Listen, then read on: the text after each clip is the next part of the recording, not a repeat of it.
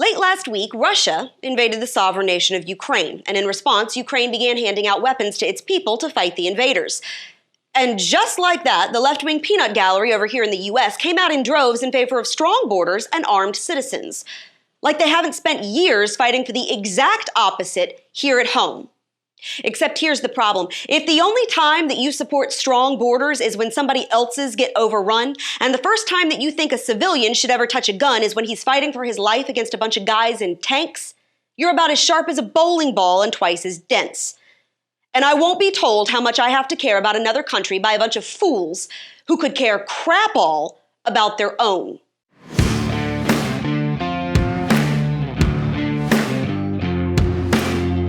So now let's be perfectly clear here, because as far as I can tell, the temperature must have dropped in hell and a bunch of pigs magically sprouted wings. Because the party that wants nothing more than to throw open our borders to everybody and his brother who can skip across the Rio Grande and has tried to ban just about every firearm under the sun suddenly supports strong borders and national sovereignty and thinks civilians running around with full autos is a great idea.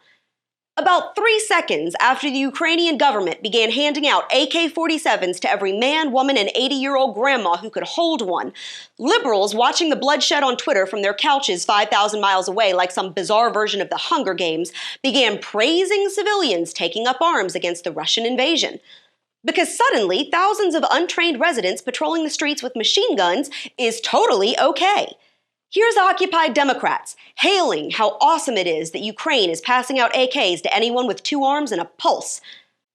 Hilariously, this is also the same group that recently praised a new California proposal that would allow people to sue gun manufacturers if their firearm is used in a crime. Because about 2 seconds ago, guns were bad. Now here's their argument. You can't make this stuff up. It is okay for a nation to defend its borders once they've already been overrun by a hostile neighbor. And it's okay for citizens to take up arms if they're already in a war for their lives. Now, I don't know where you come from, but in my neck of the woods, we call that too little too late.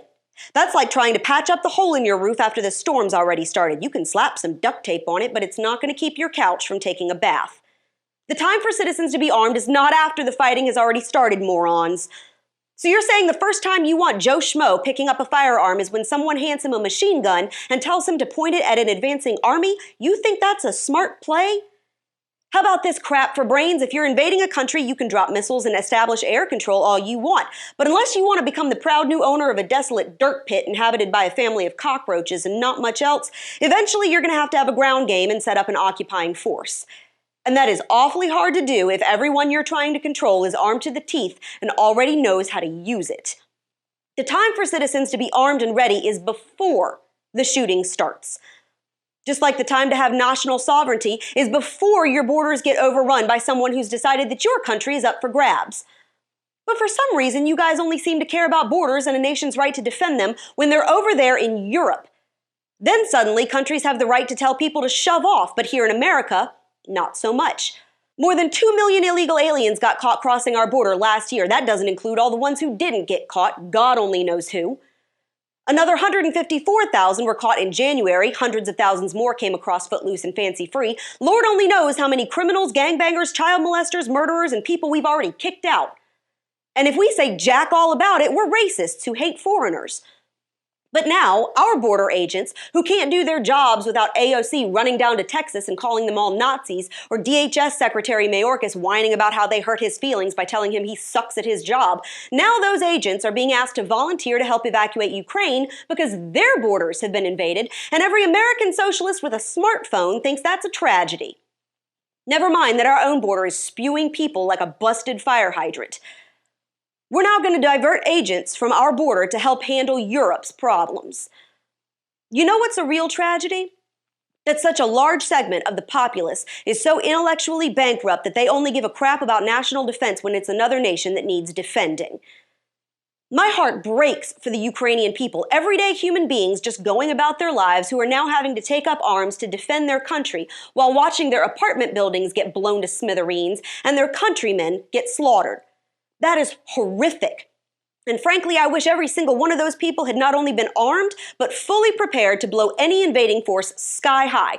I wish they knew how to handle guns before they needed to, and I hope they can pull this off.